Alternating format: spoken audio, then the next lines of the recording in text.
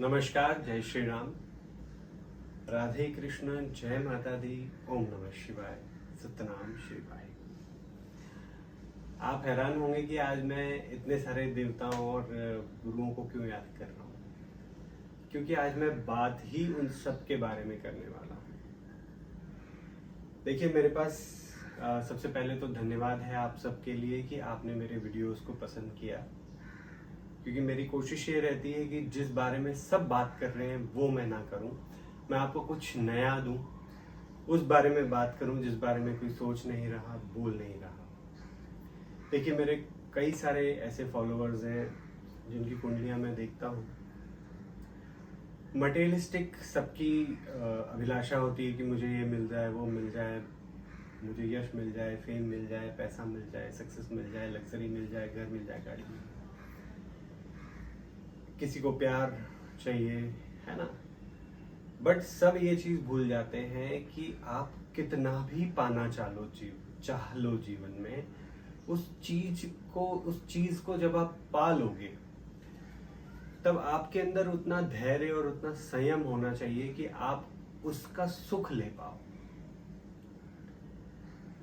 मनपसंद लड़की मिल गई, शादी हो गई, ठीक है, अब झगड़े हो रहे हैं, क्यों? क्योंकि मन में धैर्य नहीं है, संयम नहीं है ना। दो लोग मिलते हैं तो एक साथ एक दूसरे को समझने में 1 साल लगता है। मनपसंद बिजनेस खोल लिया, पर जैसा सोचा था कि भीड़ लग जाएगी, नहीं लगी, अब परेशान है, अब दुकान बंद कर रहे हैं, अब लाखों का नुकसान कर रहे हैं। क्यों? क्योंकि धैर्य और संयम नहीं है। दुकान जमने में भी 1 साल लगता है। संतान चाहिए, संतान मिल गई, पर परेशान है क्योंकि रात रात सो नहीं पा रहे हैं। क्यों? क्योंकि बच्चा रोता है, बच्चे को कभी कुछ हेल्थ इश्यूज है, कुछ हेल्थ इश्यूज है। संयम नहीं है, धैर्य नहीं है, तो आप उसका भी सुख नहीं ले पाएंगे, आपको उसमें भी तकलीफ दिखेगी। आपने बड़ा बंगला ले लिया, अब आप उसके फर्नीचर बनाने में लगे हैं, पेंट करने में लगे हैं, वास्तु सही नहीं है, ये सही नहीं है, आप दुखी हो गए, 1 साल आपको ऐसा लग रहा है गलती कर ली। धैर्य नहीं है, संयम नहीं है, तो वो भी नहीं कर पाएंगे, वहां भी दुखी हो जाएंगे। गाड़ी ले ली नहीं, इंश्योरेंस का खर्चा, मेंटेनेंस का खर्चा, सर्विस सेंटर जा रहे हैं, कभी ठुक गई, कभी पानी आ गया, कभी क्या हो गया, कभी दोस्त ले गए, कभी रिश्तेदार ले गए, उसमें भी दुखी। वहां भी धैर्य और संयम चाहिए, हर चीज जरूरी है जीवन में। तो ले देके मेरे सभी जितने भी लोग मेरा वीडियोस देखते हैं, सबसे कहूंगा कि एस्ट्रोलॉजी हो, न्यूमरोलॉजी हो, वास्तु हो, सब कुछ बाद में है, सबसे पहले है आध्यात्म। अगर आप आध्यात्मिक व्यक्ति नहीं है, आपके अंदर धैर्य नहीं है, संयम नहीं है, तो सब कुछ बेकार है। ठीक है, आप एक एक्टर हो, आपको फिल्म मिल गई, आप शूटिंग कर रहे हो, कंटिन्यू शूटिंग कर रहे हो, डेली 12-14 घंटे काम कर रहे हो, फेम मिल रहा है, जहां जा रहे हो लोग वाह वाह कर रहे हैं, बट अब उस फेम को पचाने के लिए आध्यात्म जरूरी है। नहीं तो क्या होता है, लोग नशे में पड़ जाते हैं, ईगो वॉर्स हो जाती हैं, झगड़े कर लेते हैं, टेंट्रम्स दिखाते हैं, फिल्मों से निकाल दिया जाता है। क्यों? आपके अंदर आध्यात्म ही नहीं है, धैर्य ही, संयम ही नहीं है कि आप उस सक्सेस को पचा पाएंगे। आपका रातों रात बिजनेस चल गया, आप लाखों करोड़पति बन गए, अब आप बुरे व्यसन में पड़ गए, कोई बुरी स्त्री आपकी से संगत हो गई, वो आई, अब आपकी दौलत लूट रही है, अब आपके पास पीस ऑफ माइंड नहीं है, आपको धैर्य और संयम ही नहीं है कि जो दौलत कमाई है उसको कैसे खर्च करूं, या मेरे प्रति स्त्रियां आकर्षित हो रही तो उसमें से अच्छी स्त्री को कैसे चुनूं। नहीं है, आप इस चीज के बिना ना सारी दुनिया अधूरी है। ये हमारा भारत देश, ये हमारी धरती जो है, ये कोई ऐसे ही सर्वश्रेष्ठ नहीं है दुनिया में, क्योंकि हमारे पास जो शक्ति है वो आध्यात्म की है, और साक्षात देवी देवताओं की धरती है। यहाँ पे देवी देवताओं ने अवतार लिए, देवी देवता स्वयं आए, कई बार अलग अलग रूप में, कभी संतों के रूप में, कभी स्वयं अवतार लेके आए, हमें सही मार्ग दिखाने के लिए। ऋषियों मुनियों को देवी देवताओं ने ये ड्यूटी दी कि जाओ आप धर्म फैलाओ, आध्यात्म को फैलाओ, क्योंकि मनुष्य उसके बिना अधूरा है। अगर आपके पास धैर्य नहीं है, संयम नहीं है ना, आप जरा सी विपत्ति आएगी, आप ऐसे भड़क जाओगे, पागल हो जाओगे। आप देखते हो ना कि सड़क पे कार चलती है, और अचानक से ट्रैफिक में दो कारें से टच से हल्की सी हो गई, तो वो उतर के एक दूसरे को गोलियां मार रहे हैं, कोई तलवारें मार रहा है, कोई बोल रहा है मेरा बाप कौन है, कोई लठ मार रहा है, कोई कांच तोड़ रहा है। क्यों? धैर्य, संयम और आध्यात्म उनके जीवन में है ही नहीं। ऐसे मनुष्य जो हैं वो पशु के बराबर हैं, जो लोगों के साथ मारपीट करते हैं, उनका खून बहाते हैं। सीरियसली आप पशु, आप मनुष्य कहलाने लायक ही नहीं हो अगर आप पे धैर्य और संयम नहीं है। बड़ी से बड़ी विपत्ति, बड़ी से बड़ी गलती हो जाए, सबसे पहले आप धैर्य और संयम में अपने आप को बांधो। ठंडे दिमाग से सोचो, उसकी गलती है, आपकी गलती है। अगर उसकी गलती है तो उसे समझाओ, जरूरी नहीं है मारना। आपकी गलती है तो अपनी गलती सुधारो, क्षमा याचना करो। नहीं मिलती है, न्याय के पथ पर चलो। जुर्माना लगता है, जुर्माना भरो, कोई बात नहीं कि ठीक है भाई मेरी गलती है, मेरी वजह से आपकी गाड़ी ठुक गई, आपका जो भी खर्चा है मैं करा देता हूँ, या इंश्योरेंस कंपनी को आप कॉल कर लीजिए, आपका इंश्योरेंस मिल जाएगा। इंडिया में तो क्या है कि लोग इंश्योरेंस क्लेम के भी पैसे मांग लेते हैं कि भैया 10,000 का खर्चा आएगा तो 2,000 फाइल चार्ज तुम दे दो। इंडिया में जो है मनुष्य जो है ज्यादा नीचता और पशुता पे आ जाता है। हालांकि फॉरेन कंट्रीज में तो ऐसा है कि भाई गाड़ी टक्कर हो गई, कोई बात नहीं, आप ठीक हो, आपको मेडिकल पहले करवा लेते हैं, आपकी गाड़ी मेरी गाड़ी जो भी है वो इंश्योरेंस समझ लेगा। तो हमारे देश में क्या है, इतना अध्यात्म और इतना बढ़िया देश होने के बावजूद भी अब पशुओं की भरमार है। क्यों? क्योंकि गुलामी। हम एक समय में दुनिया की आध्यात्मिक राजधानी थे। हमारे यहाँ नालंदा यूनिवर्सिटी जैसी यूनिवर्सिटी थी, कश्मीर में पूरी दुनिया से लोग पढ़ने आते थे। क्या हो गया? जब विदेशी आक्रांता आए, उन्होंने क्या किया? उनको मालूम था कि इनकी ताकत क्या है, अध्यात्म काट दी उन्होंने। हमारे संतों को मारा, हमारे ब्राह्मणों को मारा, साधुओं को मारा, जो मंदिर जाते थे उनको मारा, मंदिर तोड़ दिए। उनका यही टारगेट था कि इनको अध्यात्म से काट दो, इनकी शक्ति ही ये है। ठीक है, तो दोस्तों अध्यात्म बहुत जरूरी है। अगर आप दुनिया के किसी भी कोने में रहते हैं, ये वीडियो सबके लिए है। फिर ब्रिटिशर्स आए, ब्रिटिशर्स ने तो सिंपली नया ही सिस्टम चला दिया। उन्होंने हमारी एजुकेशन ही बदल दी। हमारी एजुकेशन में से उन्होंने हटा दिया बिल्कुल। आप हैरान हो, ABCD ले आए। संस्कृत पढ़ने वाले, बोलने वाले लोग, हम दुनिया के सबसे ज्यादा प्रतिभाशाली लोग, आध्यात्म से लेकर हर चीज की जानकारी, राजनीति की जानकारी, समाज शास्त्र की जानकारी, हर चीज की जानकारी हमारे दादा परदादाओं को थी। हमारे दादा परदादा हमसे बहुत ज्यादा समझदार और एजुकेटेड थे। ये तो इंग्लिश सिस्टम आ गया कि भाई जो 12वीं कक्षा पास करेगा वो पढ़ा लिखा, 10वीं पास करेगा वो पढ़ा लिखा, या जो 15 क्लास पास करेगा वो ग्रेजुएट हो गया, जो और ज्यादा 18 क्लास पास कर लेगा वो पोस्ट ग्रेजुएट हो गया, 22 क्लास पास कर लेगा तो डॉक्टर बन जाएगा। ये सब अंग्रेजी सिस्टम है।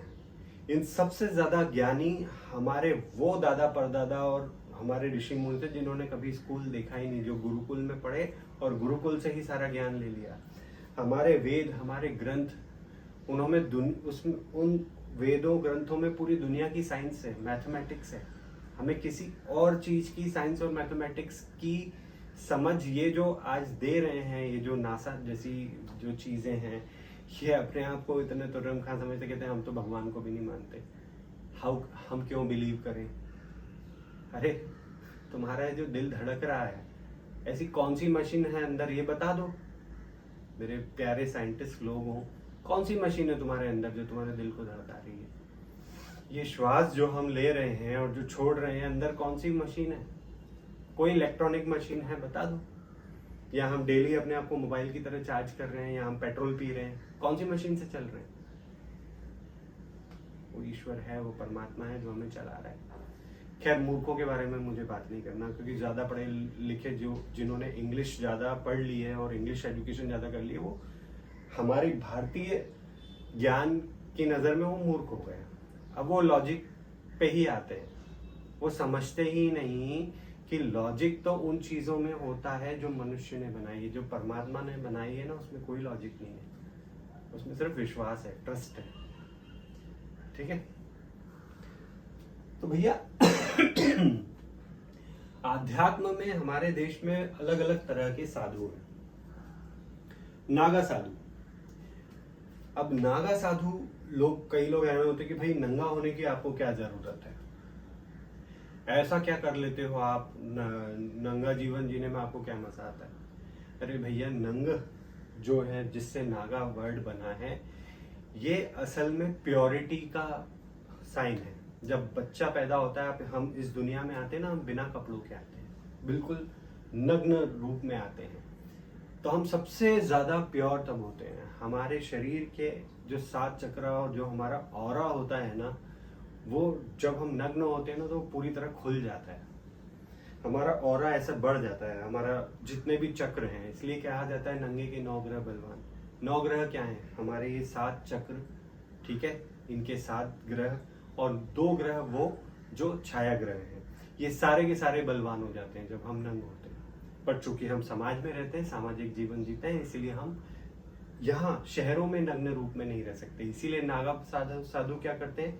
पहाड़ों में तपस्या करते हैं।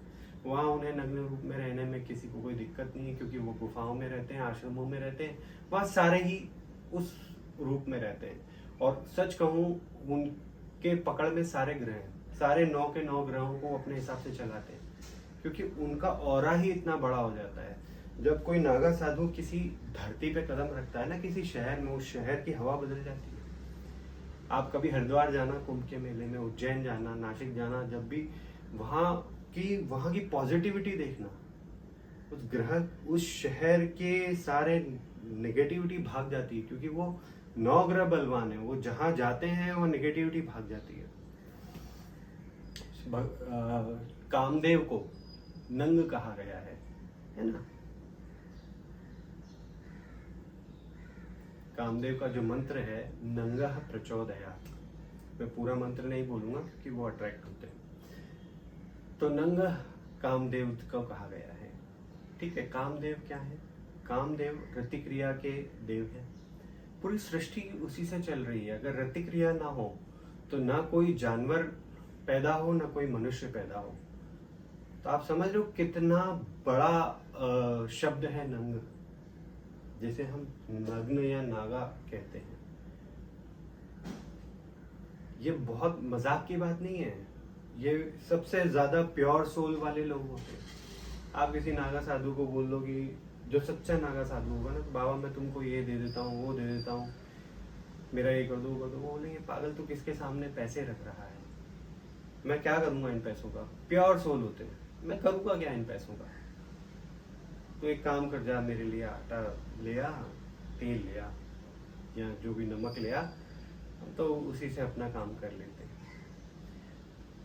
वो बोलेगा यार मैं जंगल में, पहाड़ों में रहने वाला आदमी, मैं तेरे पैसे करूँगा क्या। ना मुझे कार खरीदनी, ना मुझे बंगला बनाना, ना मुझे कोई मटेरियलिस्टिक चीज़ें चाहिए। और जिन चीज़ों की तो बात कर रहा है, मैं ऐसे चुटकी बना के खड़े कर सकता हूँ। मैं चाहे जितना पैसा चाहूँ आदेश देकर बुला सकता हूँ। ये असली नागा साधुओं की ताकत है। वो उनको आदेश देना है खाली, आपको पता नहीं है उनकी ताकत। वो इतनी प्योर सोल होते हैं, सारे 9 के 9 ग्रह उनके हाथ में। फिर हम आते हैं श्वेत वस्त्रधारी साधु। ये सामाजिक साधु है, ये समाज में रहते हैं। ये समाज को आध्यात्म, प्रेम के बारे में ज्ञान देते हैं। इमोशनली जो लोग डाउन होते हैं, उनके इमोशंस को ये अच्छा करते हैं, इमोशंस की को क्लीन करते हैं। अगर कोई श्वेत वस्त्रधारी, आपने किसी भी सत्संग सुना हो, या जैसे ओशो है ना, ओशो को सुना हो, आपको ऐसे प्रेम बरसता है उनकी बातों में। या और भी आज कई सारे ऐसे साधु हैं या साध्वी हैं जो सफेद वस्त्र पहनती हैं, उनकी बातों में आपको प्रेम छलकता दिखेगा, मातृत्व रूप दिखेगा। क्यों? उनका ये जो चक्र है, हृदय चक्र, वो बहुत बढ़ जाता है। अगर आप श्वेत वस्त्र पहनते हैं तो आपका हृदय चक्र बढ़ जाता है। आपको पूरी सृष्टि के प्रति आपके अंदर प्रेम आ जाता है। छोटे से छोटे जीव जंतु, पेड़ पौधे के लिए आपके अंदर प्रेम आ जाता है। हर व्यक्ति, सामने क्रिमिनल भी बैठा होगा तो आप उसे बड़े प्रेम से, अच्छे से मिलोगे और अच्छे से आप उससे बात करोगे, उसकी निगेटिविटी को दूर करोगे। तो अगर आपको कोई इमोशनल इशू है तो किसी भी ऐसे साधु या साध्वी से मिले या उनको सुने, यूट्यूब पर सुने, जो श्वेत वस्त्रधारी हो, आपको इमोशनली बहुत अच्छा लगेगा। दूसरा, अगर आपको इमोशनल इश्यूज है कुछ भी, आप भगवान शंकर की उपासना करें, ठीक है। फिर आ जाते हैं भगवाधारी। अब ये भगवाधारी जो हैं, ये साधु संत जो होते हैं, ये असल में इनकी ड्यूटी हो जाती है, इनका स्वाधिष्ठान चक्र बढ़ जाता है, इनकी ड्यूटी हो जाती है समाज को रास्ता दिखाना। ये समाज सुधारक होते हैं। अगर आपको कोई भी आपके साथ कुछ असामाजिक चीज हो रही है या आपके साथ अधार्मिक चीज हो रही है, धर्म का मतलब क्या होता है? धर्म का मतलब होता है सबका सम्मान, सबकी रक्षा, सबकी केयर करना। यही धर्म है। धर्म को सिंपल लैंग्वेज में बोलें तो इस सृष्टि की केयर करना हमारा धर्म है। मनुष्य जाति की केयर करना हमारा धर्म है। पशु पक्षियों की केयर करना हमारा धर्म है। अपने परिवार, अपने माता पिता, भाई बहन, जिस परिवार में हम रहते हैं उनकी केयर करना हमारा धर्म है। अपने पत्नी की रक्षा केयर करना धर्म है। बच्चों की रक्षा करना हमारा धर्म है। पत्नी का धर्म है पति की केयर करना, पति की रक्षा करना और पति से अच्छा व्यवहार करना। पति का धर्म है पत्नी से अच्छा व्यवहार करना। ये धर्म है, ठीक है। धर्म का मतलब ही केयर है। एक दूसरे का व्यवहार करो, एक दूसरे की रक्षा करो, एक दूसरे से अच्छा व्यवहार करो, किसी की आत्मा न दुखाओ, चाहे वो पशु हो, पक्षी हो, चाहे आपके परिवार का कोई सदस्य हो, मित्र हो या कोई अनजान व्यक्ति हो, किसी की भी आत्मा न दुखाओ। यही धर्म है। तो जो भगवाधारी लोग होते हैं, भगवाधारी साधु संत होते हैं, ये समाज को सही दिशा दिखाने वाले होते हैं। ये स्ट्रिक्ट होते हैं, क्योंकि धर्म जो है वो स्ट्रिक्टनेस से ही चलता है। इसमें कोई लचर व्यवस्था नहीं है। जबकि आप श्वेत वस्त्रधारी साधु संतों से मिलोगे तो वो आपसे इमोशनल बातें करेंगे, और जहाँ इमोशन आ जाता है वहाँ स्ट्रिक्टनेस खत्म हो जाती है। माँ का लाडला बिगड़ गया वाली कहानी हो जाती है, क्योंकि वो मातृत्व रूप है उनका। उनके आप देखोगे ना, जितने भी ऐसे साधु संत हैं जो सफेद वस्त्रधारी हैं और उनके जो अनुयायी हैं, आप देखोगे वो जब वहाँ सत्संग सुन रहे हैं तब तो बहुत अच्छी बातें करेंगे, सत्संग सुन के आए बहुत, पर जैसे ही वो अपनी कमर्शियल लाइफ, प्रोफेशनल लाइफ में जाएंगे वो वापस अपनी क्रूरता पे उतर आते हैं। बहुत क्रूर। अब जब आप उनको सत्संग सुनते हुए देखो, आप बोलोगे इससे अच्छा कोई इंसान नहीं है। आपको ऐसा लगेगा कि यार ये क्यों? उनको उनके गुरुओं से जो लाड़ मिल रहा है और जो प्यार मिल रहा है, उनको ये लगता है कि अरे यार ये बैठे हैं ना, अब हमारा तो कुछ बिगड़ने वाला नहीं है, हम तो कुछ भी करें। पर यही अगर आप किसी ऐसे संत के शरण में हो जो भगवाधारी है, उनको खबर पड़ जाए कि आपने कुछ गलत किया है, वो आपको 10 जनों के सामने बिठा के जलील कर देंगे, डांट देंगे। क्योंकि वो जो डांट है, वो शिक्षा है, वही आपको कंट्रोल करेगी, वही आपको सही मार्ग पर चलाएगी। मैं ये नहीं कहता कि आप मत जाओ श्वेत वस्त्रधारी। अगर आप कोई इमोशनल इशू है, आप ऐसे संतों को जरूर सुने। पर आप देखोगे कि इनके जो अनुयायी होते हैं, ये नॉर्मल लाइफ में वैसा बिहेव नहीं करते जो यहाँ से लेते हैं, ठीक है। पर अगर आप भगवाधारी हैं, आपके कोई गुरु हैं, आप देखोगे ये बड़े संभल के चलते हैं समाज में, प्रोफेशनल लाइफ में, हर चीज में। तो उनको मालूम है जरा सा टच से मस हुए और गुरुजी के पास खबर गई तो वहां मुंह दिखाना भारी पड़ जाएगा, गुरुजी लताड़ देंगे। तो हमारे देश में एक संत हैं जो एक राज्य के मुख्यमंत्री हैं। इतने स्ट्रिक्ट क्यों हैं? अधर्म स्वीकार ही नहीं है। धर्म का झंडा उठा के चलते हैं हर वक्त। धर्म से उनका तात्पर्य ये नहीं है कि भाई सब मेरे जैसे बन जाओ या सब मेरी तरह जिस ईश्वर को मैं पूजता हूँ सब पूज लो। उनका धर्म का मतलब ये है कि ढंग से रहो, तरीके से रहो, सामाजिक बन के रहो। असामाजिक तत्वों को रुकने नहीं देते, चाहे वो फिर अपने उनके स्वयं के जाति का क्यों ना हो। तो धर्म जाति से ऊपर है, ठीक है। तो ये है भगवाधारी लोग, है ना। अगर आप देखोगे भगवान श्री राम है, उन्होंने क्यों भगवा ध्वज फहराया? भगवान श्री राम सबको बराबर दृष्टि से देखते थे। उनके लिए सभी जातियों के लोग बराबर थे, क्योंकि उस टाइम तो ना क्रिश्चियंस थे ना मुस्लिम्स थे। तो उनको उस टाइम जब भगवान श्री राम का जमाना था तो सिर्फ हिंदू या हमारे इस धरती पर भारतवर्ष में रहने वाले लोग थे, उसमें सभी जातियां आती थी, ठीक है। सभी कर्म के लोग आते थे, सभी तरह के लोग आते थे जो अलग अलग काम करते थे, सभी जाति। पर भगवान श्री राम ने सबको बराबरी से देखा, सबके साथ न्याय किया। उनके दरबार में जो व्यक्ति आता था अधर्म की शिकायत लेके, वो उसको न्याय देते थे, और जो अधर्म करता था उसे दंड देते थे। जैसे रावण ने अधर्म किया तो उसे भी दंड दिया, ठीक है। तो भगवा रंग जो है ये सूर्य का रंग है। सूर्य क्या है? सूर्य सबको बराबर रोशनी देता है। सूर्य कभी ये बोलता है कि नहीं यार मैं इस जाति वाली ये पर्टिकुलर ये जाति का है तो मैं सिर्फ इसके घर पे रोशनी दूंगा और इसकी ये इस जाति का इसको नहीं, ऐसा हो ही नहीं सकता। सूरज को तो पूरी पृथ्वी, पूरी सृष्टि जो पृथ्वी है, सभी जानवर है, सभी हम हैं, पेड़ पौधे हैं, सबको रोशनी देनी है, सबको नर्चर करना है। तो जो भगवाधारी है ये सबको बराबर दृष्टि से देखते हैं। लोगों को लगता है कि यार ये एक तरफा है, ऐसा नहीं है। वो धर्म के साथ खड़े हैं, ठीक है। अब आते हैं रंग बिरंगे वस्त्रधारी। अब आजकल कुछ आपने साधु संत बाबा देखे हैं, बेसिकली कथावाचक कहूंगा मैं उन्हें। वो रंग बिरंगे कपड़े पहन के आते हैं, रंग बिरंगी बातें करते हैं, भगवान श्री कृष्ण की लीलाओं की बात करते हैं। क्योंकि श्री कृष्ण जो थे वो सबसे बड़े वो थे बहरूपीय, रंगमंच के सबसे बड़े कलाकार। वो कोई भी रूप धर लेते थे। मैं भगवान श्री कृष्ण की बुराई नहीं कर रहा, ये उनकी कला है। 16 कलाओं के मालिक हैं श्री कृष्ण भगवान के पास, वो सारी कलाएं हैं।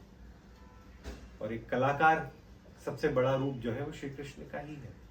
वो कुछ भी बन जाते थे, कभी मोहिनी रूप धर लिया, कभी कि कुछ और रूप धर लिया। जैसे कि समुद्र मंथन के समय जब राक्षसों ने वो पी लिया, राहु केतु जो पहले राक्षस था, तो अब उस समय वो नर्तकी का रूप धरे हुए थे, देवताओं को अमृत पिला रहे थे, उनको नहीं पिला रहे थे राक्षसों को। तो ये रूप क्या है? फिर वो एकदम विष्णु रूप में आए और अपनी उन्होंने भगवान अपना जो भगवान विष्णु है, श्री कृष्ण ही विष्णु है, तो उन्होंने अपने चक्र से गर्दन काट दी, ठीक है। तो जो कुछ भी है ये सब चीजें, ये जो रंग बिरंगे वस्त्रधारी लोग होते हैं ये बेसिकली कथावाचक होते हैं, ये कलाकार होते हैं। मैं बुराई नहीं कर रहा, कलाकार होना अच्छी बात है, ठीक है। ये आपको वात्सल्य रस, इनके पास वात्सल्य रस भरपूर है, ये आपको वात्सल्य रस से भरपूर करेंगे। आप इनके सत्संग सुनोगे, आपके अंदर वात्सल्य रस जागृत हो जाएगा, अच्छी मीठी मीठी बातें करेंगे। मैं बुराई यहाँ किसी की भी नहीं करूंगा और न करने आया हूँ। फिर आता है पीतांबरी वस्त्रधारी। अगर कोई भी संत पीतांबरी वस्त्र पहनता है, वो प्योर और प्योर नॉलेज की बात करेगा, ज्ञान की बात करेगा। उनके गुरु से जो ज्ञान मिला है उसको वो दुनिया में फैलाएगा। सिंपल है। वो अपने गुरु के बहुत प्यारे चेले होते हैं और उनके चेले भी उनको उतना ही प्यार करते हैं। तो अगर आपको ज्ञान लेना है तो पीतांबरी वस्त्रधारी गुरु के पास जाओ। आपको कोई समस्या है तो आप उनको बताओ कि गुरुजी ये समस्या है, आप ज्ञान दीजिए कि इसका समाधान क्या करें, बहुत अच्छे ज्ञान देंगे। काले वस्त्रधारी, काले वस्त्रधारी जो संत होते हैं, अब आपने देखा होगा बहुत सारे तांत्रिक होते हैं। काला वस्त्र अगर आप देखोगे तो भैरव जी के पुजारी, ठीक है, जो नेगेटिव शक्तियों से संवाद करने वाले लोग होते हैं, माँ काली के पुजारी। काले वस्त्रधारी, ये जो श्वेत है, जो सफेद रंग है, इसे पॉजिटिविटी कहा गया है, जो काला रंग उसे नेगेटिविटी कहा गया है। इसे भूत कहा जाता है, मतलब पूर्व में हुई कोई चीजें, या कोई मनुष्य पूर्व में रहा हो पर उस मरने के बाद उसकी आत्मा भटक रही हो, जिसे आप नॉर्मल लैंग्वेज में भूत कहते हैं। ये उनसे संवाद करने वाले होते हैं। ये अदृश्य शक्तियां, जो नेगेटिव शक्तियां हैं, ये उनसे संवाद करने वाले होते हैं, उनको कंट्रोल में रखने वाले होते हैं, जिसे आप तांत्रिक भी कह सकते हैं, ठीक है। तांत्रिक क्या है? देखो तंत्र क्या है? तंत्र हमारी ये जो रीढ़ की हड्डी होती है ना, ये टेल बोन से लेके ये जो स्ट्रेट है, यही इसे तंतु कहा गया है। और जब स्ट्रेट बैठ के भगवान शिव की मुद्रा में जब हम कुछ भी सोचते हैं, विचारते हैं, जप करते हैं, तो हमारा उसे तंत्र कहा गया है। जब हम कुछ भी करते हैं, मेडिटेशन भी करते हैं, वो भी एक तंत्र है। हम जो भी सोचते हैं, विचारते हैं, कोई मंत्र बोलते हैं, वो भी तंत्र है, सब तंत्र है, ठीक है। तंत्र, अब इसमें क्या होता है? तंत्र दो तरह के होते हैं, एक सात्विक, एक तामसिक। तामसिक तंत्र में क्या होता है? लोग शराब की बलि देते हैं, शराब देते हैं, मांस की बलि देते हैं। उससे वो उन नेगेटिव एनर्जीज को खुश रखते हैं। वो जो आत्माएं भटक रही हैं, जो तृप्त हैं, कोई शराबी मर गया हो, उसकी आत्मा भटक रही हो, उसको शराब पिलाते कि ले पी ले भाई, ठीक है। कोई मांस खाने का शौकीन हो, उसके मर गया, उसकी आत्मा भटक रही हो, उसे मांस खिलाते ले खा और मेरा काम करके आ, ठीक है। कोई सिगरेट का शौकीन हो, उसे सिगरेट भी पिलाते ले पी, मेरा काम करके आ। अच्छा, भगवान भैरव के भी 8 रूप हैं। उनमें एक ऐसे भैरव हैं जो काल भैरव हैं। तब काल भैरव को इन सब चीज़ों में बहुत आनंद आता है। मांस, मदिरा, सिगरेट, सबका भोग स्वीकार करते हैं। वो कहते लाओ, मुझे सब चलेगा। क्यों? वो शिव का रूप है, डिस्ट्रॉयर। शिव कौन है? डिस्ट्रॉयर। भगवान शिव के भी बहुत सारे रूप हैं। एक रूप है डिस्ट्रॉयर, जो हर चीज को खत्म कर देते हैं, हर चीज को खत्म कर देते हैं। जीवन का अंत होने के बाद जो हमें शिव, शनि किसके दूत हैं? यमराज किसके दूत हैं? गण हैं, शिव के ही गण हैं। उनका काम क्या है? भाई इसकी लाइफ पूरी हो गई, चलो हटाओ। तो बलि भैरव जी को चढ़ती है, ठीक है। माँ काली भी डिस्ट्रॉयर है, अंत कर देती है। माँ काली हर चीज का अंत कर देती है, अच्छा बुरा नहीं देखती। उन्होंने तो शिव जी के छाती पे भी पांव रख दिया था, फिर उन्हें याद आया, अरे ये तो मेरे देव हैं, ठीक है। लाल वस्त्रधारी, ये लाल वस्त्रधारी ये शक्ति के उपासक है। माता के जितने भी रूप हैं, उनमें जितने भी माता के ऐसे रूप हैं जो सात्विक है, जो वैष्णव रूप हैं, जैसे माता वैष्णो देवी, इनके पुजारी आपको लाल वस्त्रधारी मिलेंगे। ये मांस, मदिरा, इन सब चीज़ों से दूर रहते हैं। अंडा, किसी भी प्रकार का व्यसन यहाँ बिल्कुल नहीं चलता। इसलिए नवरात्रि में आप देखो, लोग लाल वस्त्र, लाल लुंगी पहन के माता की आराधना करते हैं। ये वो वाले लोग हैं, इन्हें माता का आशीर्वाद होता है, शक्ति का आशीर्वाद होता है। ये किसी से नहीं डरते, बहुत निडर होते हैं। मैंने कई जगह देखा है, लोगों को माता आती है, फिर ये पुजारी वहाँ बैठे होते हैं, माता से संवाद करते हैं, लोगों का सवालों का जवाब देते हैं। कभी कभार उनके वहाँ मंदिर में कोई नेगेटिव एनर्जी किसी व्यक्ति के ऊपर होती है, कोई भूत चढ़ा होता है तो आ जाता है, तो ये मुझसे डरते नहीं है। बोलते कौन है तू? तो वो बताता है कि मैं फलाना भूत हूँ, इसके ऊपर चढ़ गया हूँ। बोलते इसको कब छोड़ेगा? तो वो बोलते हैं कि मैं चला जाऊंगा, बस मेरी ये शर्त पूरी कर दो। तो वो बोलते हैं कि देख, तेरी शर्त तो पूरी नहीं होगी, क्योंकि तू जो बोल रहा है वो तो गलत है। तो फिर हम माता रानी के सामने करते, फिर माता रानी लगाती उसको 2-4, भाग जाता है। तो ये शक्ति के उपासक है, लाल वस्त्रधारी। हनुमान जी के उपासक, लाल लंगोट पहनने वाले, उनको तो उनके तो सामने ही नहीं कोई खड़ा होता। क्यों? लाल रंग क्या है हमारा? सिक्योरिटी चक्रा, बेस चक्रा, रूट चक्रा। वो इतना बड़ा कर देता है कि नेगेटिव एनर्जी दूर से भाग जाती है कि भाई ये तो डरने वाला नहीं है, इसके सामने मैं उल्टा लटक जाऊं, कुछ भी कर लूं, चीख लूं, चिल्ला लूं, ये उल्टा 2 थप्पड़ मार के भगाने वाला आदमी है। तो ये होते हैं लाल वस्त्रधारी पुजारी। फिर होते हैं हरे वस्त्रधारी, जिन्हें आप पीर बाबा भी कहते हैं। अब ये क्या है? न्यूट्रल है। ये दोनों शक्तियों से संवाद करते हैं। ये नेगेटिव शक्तियों से भी संवाद करते हैं, पॉजिटिव से भी संवाद करते हैं। इनके पास एक शक्ति होती है, हरे वस्त्रधारी जितने भी पीर बाबा होते हैं, इनके पास मंत्र शक्ति होती है। ये मंत्र बुदबुदाते हैं, और उन मंत्रों आपको भी मंत्र देते हैं बुदबुदाने के लिए, और उन मंत्रों से ही काम हो जाता है सारे। अब ये इन बाबा के ऊपर निर्भर करता है कि इन्हें लोगों का भला करना है या बुरा करना है। ज्यादातर जो है पहले के जमाने में तो ये लोगों का अच्छा ही करते थे, लोगों को बताते थे, सही राह देते थे। कि कोई अगर आपका दुश्मन है तो आपको मंत्र देते थे, तो आप मंत्र बुदबुदाओ तो दुश्मन दुश्मनी छोड़ देता था। किसी ने आपके घर पे कब्जा किया हुआ है तो वो कब्जा छोड़ देता था। आपकी पत्नी का संबंध है, पति का संबंध है, तो मंत्र देते थे तो वो संबंध भी खत्म हो जाते थे। आपके घर में रोजगार में बरकत नहीं है तो ये मंत्र देते थे तो उससे रोजगार में बरकत आती थी। तो ये पॉजिटिव बहुत होते थे। पर आजकल आपने देखा होगा ट्रेनों में लिखा हुआ है, बंगाली बाबा संपर्क करें, मनचाहा प्यार पाएं। ये गलत है।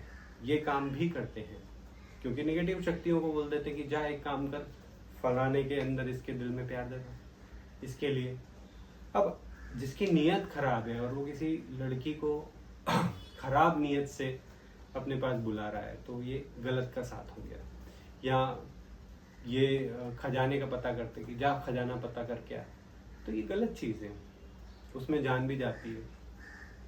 या आपने दुश्मन का बुरा करना है तो ये मंत्र देते हैं, वो आप मंत्र पढ़ते हो, दुश्मन का बुरा हो जाता है, बेचारे का एक्सीडेंट, किसी की जान चली जाती है, किसी का बिजनेस खत्म हो जाता है, किसी की बीवी छोड़ के चली जाती है। तो ये इनके पास सब मंत्र विद्या है। ये आपको मंत्र देंगे, आप मंत्र बुदबुदाओ, काम होंगे। इनसे थोड़ा सावधान रहें, क्योंकि इनके लिए न्यूट्रल और नेगेटिव पॉजिटिव बराबर है, इनको कोई फर्क नहीं पड़ता। आप जैसा बोलोगे वैसा काम कर देंगे। पर ये दुनिया है, ये सृष्टि है, नेगेटिव किसी के साथ बुरा करोगे तो वो आपके साथ होगा ही होगा, पलट के आएगा ही आएगा। ठीक है, आपको फिर इनके पास जाना पड़ेगा कि बाबा मैंने उसका तो बुरा कर दिया था, अब मेरा भी हो रहा है।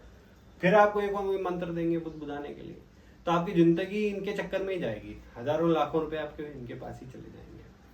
आपके साथ बुरा हुआ है तो आप इनके पास जाओगे, बाबा हमारे साथ बुरा हुआ है, हमको किसी के साथ बुरा नहीं करना, पर अगर जिसने किया है वो बुराई उतर जाए तो आप इनके पास चले जाओ, ये मंत्र दे देंगे, आपकी बुराई उतर जाएगी। आपको मंत्र को नियम से करना पड़ता है, इनके पास भी नियम होते हैं।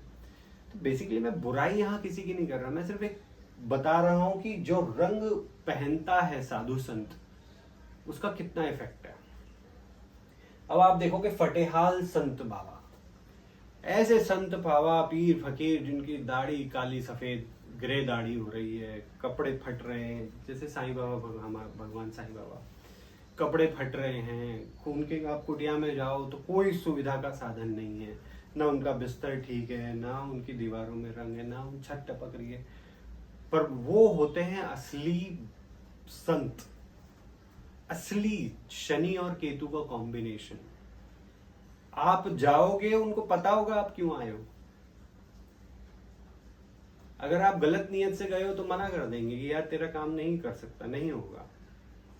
और अगर आप दुखी हो, परेशान हो, तो बोलेंगे कि चल पानी पी। बोले बाबा मेरी सुन लो, अरे मेरे को सब पता है तू क्यों आया है, पानी पी। चलो ठीक है, जा तेरा काम हो जाएगा, हो गया।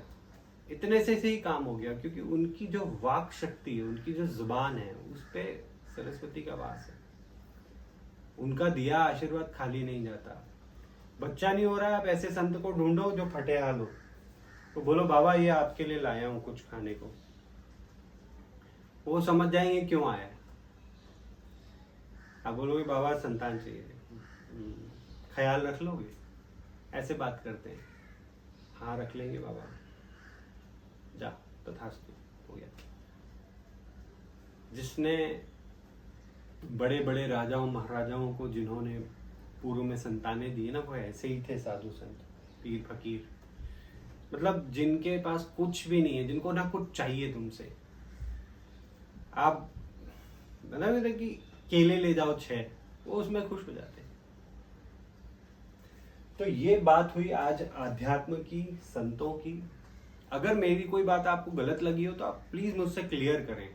ऐसे गलत ना सोचें कि मैं किसी की बुराई कर रहा हूं, मैं तो सिर्फ बता रहा हूं कि होता क्या है। क्योंकि मैं खुद आध्यात्म में बहुत समय से घुसा हुआ हूं। मैं हर तरह के ये जितने भी रंग के मैंने यहाँ बताए हैं, आध्यात्मिक जो गुरु हैं, ऐसे भी गुरुओं से मिला हूं जो कुछ भी नहीं पहनते शरीर पे, पर उनके पास सभी तरह की पावर्स हैं। जैसा व्यक्ति आता है उससे वैसी बात करते हैं। राजनीतिक व्यक्ति जाता है तो राजनीतिक बात करते हैं, कोई जोशीला व्यक्ति जाता है तो जोशीली बात करते हैं, व्यापारी जाता है तो व्यापारी की बात करते हैं, कोई प्रेम की बात करता है, संवाद की बात करता है तो उससे वैसे बात करते हैं। इनके पास इतनी पावर होती है। ठीक है, नागा साधुओं से भी मिला हूं, ठीक है, इनके लिए कुछ भी असंभव नहीं है। श्वेत वस्त्रधारी, इनके वीडियोस देखे मैंने, केवल अच्छी और मीठी प्रेम की बातें करेंगे, आपको इमोशनली इतना बूस्टअप कर देंगे कि आप डिप्रेशन से ऊपर आ जाओ। भगवाधारी, अगर आप अधर्मी हो, आप बुरी चीजों में, संगतों में पड़ गए, आप इनको सुनो, आप सही मार्गदर्शन मिल जाएगा, सही समाज, सही राह पे चलने लग जाओगे। रंग बिरंगे वस्त्रधारी, अगर आपको लीलाएं सुननी है भगवान की और आपको ऐसा लगता है कि यार आपकी लाइफ में प्रेम की कमी है, आप इनको सुनो। पीताम्बरी वस्त्रधारी, आपको नॉलेज की कमी है, आपको लगता है यार कि कुछ नॉलेजेबल कंटेंट चाहिए, यूट्यूब पे सर्च कर लो। हैं ऐसे गुरुजी, पर मैं यहाँ किसी का नाम नहीं लूंगा। काले वस्त्रधारी, आपके साथ किसी ने बहुत बुरा किया हुआ है, आपकी जिंदगी गड्ढे में ही पड़ी हुई है, आप बाहर ही नहीं आ पा रहे हो। किसी ने ऐसा कुछ कांड कर रखा है आपके और आपकी फैमिली के साथ कि आपके पिछले 10, 15, 20 साल खराब हो गए हो, और आपको लगे कि यार ऐसा क्या पाप हो गया है कि जिंदगी में हम बाहर ही नहीं आ पा रहे गड्ढे से, इनसे मिल लो। लाल वस्त्रधारी, शक्ति का आशीर्वाद चाहिए, फिर वही कहूंगा आपके साथ बहुत बुरा किसी ने किया हुआ है। लाल वस्त्रधारी और पुजारी से मिलो, माता के नियम धर्म करो, हनुमान जी की उपासना करो, बाहर। हरे वस्त्रधारी, मंत्र चाहिए, मंत्र शक्ति चाहिए आपको। अगर आपको फिर वही कह रहा हूँ कि किसी गड्ढे में पड़े हो, निकलना है, हरे वस्त्रधारी से मिलो, मंत्र शक्ति लो। वो मंत्र का मतलब पहले समझ लेना, क्योंकि अगर किसी का बुरा करोगे तो डेफिनेटली तुम्हारा बुरा होगा। पटियाल संत बाबा, भाई ये तो किस्मत से मिलते हैं। नीम करौली बाबा को देखो, चेक वाली एक कंबल ओढ़ के बैठे रहते थे। साईं बाबा, शिरडी वाले, ये तो मतलब रेयरली पैदा होते हैं। देवराहा बाबा, और कितने बाबा ऐसे रहे हैं कि जिनका मतलब किस्मत वाले ही व्यक्ति उनसे मिल सकते हैं। मैंने भी एक बाबा से ऐसे मिला हूँ जीवन में। हमारे उज्जैन के श्री शंकर गुरु जी थे, बहुत बड़े ज्योतिष, बहुत बड़े पुजारी। पर जब मैं उनकी को घर पे गया तो एक साधारण सी चारपाई पे लेटे हुए थे। मैंने एक सवाल पूछा, उन्होंने बोला मुझे पता है तू क्यों आया है, ये काम नहीं करना, नुकसान हो जाएगा। मैं मूर्ख था। मैंने उनकी बात सुन के मुझे ऐसा लगा कि यार ये तो कैसे जान सकते हैं मैं क्यों आया हूँ। उन्होंने ऐसे ही बोल दिया, शायद इनकी मिलने की इच्छा नहीं थी, उम्र भी बहुत हो गई थी। मैंने वो काम किया और मेरी जिंदगी बहुत बुरी मुसीबत में फंस गई। तो मैं जानता हूँ इनकी शक्ति। अगर कोई फटेहाल संत मिल जाए तो जो वो बोले वो होगा, क्योंकि वो ऐसे ही नहीं बोलते, उनकी स्पिरिचुअल पावर बहुत बड़ी है। वो बहुत आगे और बहुत पीछे सब देखने की शक्ति है उनको। आपका सवाल, मैंने तो सवाल भी नहीं बताया, मैं तो सिर्फ उनसे मिला, मैंने चरण छुए, किस काम के लिए आया है मुझे पता है, काम नहीं होगा, नहीं करना, बहुत बुरा होगा। मैं हैरान हो गया, मैंने कहा कैसी बात। मैं बाहर निकला, मैंने अपने मित्र से कहा कैसी बात है यार, गुरुजी ने तो मुझे सुना भी नहीं, तो उनको क्या मालूम मैं क्यों आया हूँ। मुझे लगता है कि शायद वो बात करने की स्थिति में नहीं थे, बीमार थे, उसके कुछ दिन बाद वो चल भी बसे। तो मुझे लगा कि शायद उन्होंने टालने के लिए बोल दिया है, और मैंने वो काम किया, मेरी जिंदगी की सत्यानाश हो गई। तो भैया ऐसे संत महात्माओं का आशीर्वाद बड़ी मुश्किल से मिलता है, और अगर मिल जाए तो इनकी बात कभी मत कर, मैं भुगत भोगी हूँ। मैं आपको बता देना चाहता हूँ कि मेरी जिंदगी में आगे क्या होगा, कैसे होगा, ऐसे भी मुझे मिले हैं जिन्होंने सब चीज़ लिख के दे दी है, मुझे किस मार्ग पे जाना है, या मैं बचपन से ही इन चीज़ों में क्यों इंटरेस्ट रखता हूँ, और बचपन से ही मेरा क्यों है, मैं पिछले जन्म में क्या था, ये सब चीज़ें मुझे बता दी गई हैं। और ऐसे बता दी गई हैं कि मैंने तो कुछ नहीं बताया, सब आगे से पट पट पट पट पट पट पट पट सब पूरी तरह मेरे ऊपर बरसात हो गई कि ये तेरे साथ हुआ, ये आगे तुझे करना है, ये तू पिछले जन्म में था। ऐसे ऐसे ऐसे लोगों को मैं जानता हूँ, ठीक है। तो उम्मीद है कि मुझे जितना मालूम है अध्यात्म के बारे में, एक चीज़ कहूँगा, अगर आपको अध्यात्म में उतरना है, ठीक है, तो एक गुरु, किसी भी गुरु के पास जाएं, उनसे एक गुरु मंत्र लें, उनसे दीक्षा अवश्य लें, उसके बाद ही आप आध्यात्म में उतरेंगे। और अगर आपको उसके बिना करना है तो घर पे ही आप सबसे पहले लम का जाप करें, अपने चक्रा मेडिटेशन करें, अपने चक्रों को मजबूत करें। सबसे पहले लम, इसको सिद्ध कर लें। फिर राम शब्द जो है वो रम, उसमें रम वर्ड आता है, मंत्र आता है, जो हमारे स्वादिष्ठान चक्र का आता है। इसका खूब जाप करें, राम राम राम राम राम राम राम। पहले अपने चारों तरफ सिक्योरिटी चक्र बना दें। तो लम और रम, ठीक है, जैसे लक्ष्मण और राम, ठीक है। तो राम के नाम से आपके चारों तरफ एक सिक्योरिटी चक्र बन जाता है, फिर कोई निगेटिव शक्ति उसे भेद नहीं सकती। ये करने के बाद ही आप किसी और चक्र पे जाएं। फिर एक होता है ओम। ओम से क्या होता है, आप हमारी दो नाड़ी हैं, चंद्र नाड़ी और सूर्य नाड़ी।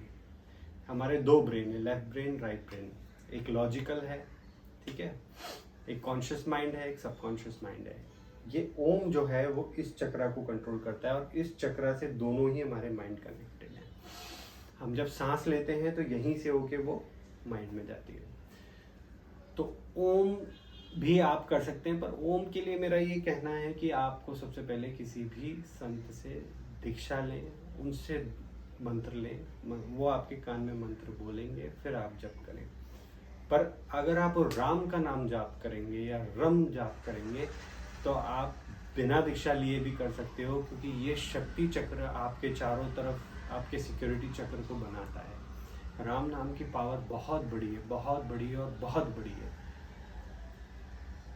दूसरा मैं ये कहूँगा कि कोई भी अधार्मिक काम अगर आप कर रहे हो और राम का नाम लेके कर रहे हो तो ना करें। जैसे कई लोग व्यापार में राम की कसम, मैं तो झूठ नहीं बोल रहा, मैं तो इतने कमा रहा हूँ, कभी ना करें। इतना बड़ा पाप लगेगा, क्योंकि आप धर्म के विरुद्ध कार्य करके धर्म की बात कर रहे हो और काम कर रहे हो धर्म के विरुद्ध। तो राम जी की कभी कसम नहीं खानी है।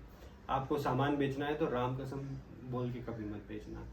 आप बीवी घर में आए बाहर दोस्तों के साथ खा के और बीवी ने बोला खाओ राम जी की कसम की तुम कहाँ गए थे, तो झूठी कसम नहीं खाना है। अगर तुम बुरा कर रहे थे तो चुप हो जाओ, किसी तरह अपनी स्थिति को संभालो, पर राम का नाम लेके झूठ नहीं बोलना, ठीक है। ये राम जी का नाम आपको मालूम नहीं है, हनुमान जी तुरंत सोटा उठा के पटक देते हैं। राम नाम बोल के अधर्म किया तो सोटा पड़ेगा हनुमान जी का। और राम जी के खिलाफ बोले तो भैया तुम्हें पाताल में भी नहीं छोड़ेंगे। मैं साक्षात बोल रहा हूँ कि भगवान राम जी के खिलाफ, राम क्या है, वो धर्म। हमारे शरीर में जो रम है, जो राम है, वो हमारे स्वाधिष्ठान चक्र, हमारे धर्म, हमारी पूरी सृष्टि को कंट्रोल करने वाला वर्ड है। वो एक नाम जो भगवान राम का है वो पूरी सृष्टि को कंट्रोल करता है। तो तुम कहाँ बचोगे? भगवान राम के विरुद्ध तो बोलो ही मत। तुम्हें नहीं पसंद है, मत लो भगवान का नाम। राम जी, अगर तुम किसी और जाति या धर्म में पैदा हुए हो, तुम्हें लगता है कि यार क्या ही हो जाएगा, तो प्लीज तुम अपना काम करो, तुम अपने धर्म को, अपने भगवान को, अपने इष्ट को फॉलो करो। हम उनको बुरा नहीं बोल रहे। आप खुश रहो अपने घर में, अपनी जिंदगी जियो। गलती से राम जी से पंगा मत लो, क्योंकि हनुमान जी का जब सोटा पड़ता है ना, तो चारों खाने चित हो जाता है। ये मैं सत्य बता रहा हूँ। देख भी रहे होंगे कई लोग करते हैं राम जी के अगेंस्ट काम, राम जी के अगेंस्ट में बोलते हैं, अयोध्या के राम मंदिर के अगेंस्ट में बोलते हैं। आप उनकी गति देख लो, गति देख लो। अब ये मत बोलना कि यार अयोध्या में तो राम मंदिर बन गया तो बीजेपी तो वहां हार गई, और ये देखो, ये पॉलिटिकल बातें हैं, ठीक है। कुछ लोग ऐसे होते हैं जो सत्ता के लोभ में अपने माता पिता, अपने भाइयों को धोखा दे देते हैं। तो भगवान को धोखा देना या किसी ऐसी पॉलिटिकल पार्टी को धोखा देना कोई बहुत बड़ी बात नहीं है, ठीक है। तो ये लोभ ही है, ये मनुष्य लोभी है, लालची है। पर प्लीज मेरी एक विनती है कि भगवान श्री राम के विरुद्ध ना बोलें, क्योंकि आपको नहीं पता है कि श्री कृष्ण तो 99 मौका देते हैं और 100वीं बार 99 बार समझाते हैं, मत कर मत कर मत कर मत कर, और 100वीं बार गर्दनी उड़ा देते हैं, चक्र से खत्म। पर राम जी मौका नहीं देते। राम जी पहली ही गलती पे हनुमान जी उठते हैं और सीधा सोटा मार देते हैं, खत्म। एक ही बार समझाते हैं, जैसे राम जी ने रावण को समझाया था, एक बार विनती करी थी कि मैं युद्ध नहीं चाहता, तू सरेंडर कर दे, मेरी पत्नी लौटा दे, मैं चला जाऊंगा। रावण ने बोला नहीं, मैं तो शिव का आशीर्वाद है मेरे ऊपर, मेरे से तो कोई जीत ही नहीं सकता। तो राम जी ने कहा ठीक है, फिर देखते हैं। तो प्लीज जय श्री राम बोलूंगा, राम के खिलाफ कुछ भी नहीं बोलो। राम ही धर्म की जड़ है, और जिस दुनिया में जब तक राम जी का नाम है तब तक धर्म है। जय श्री राम।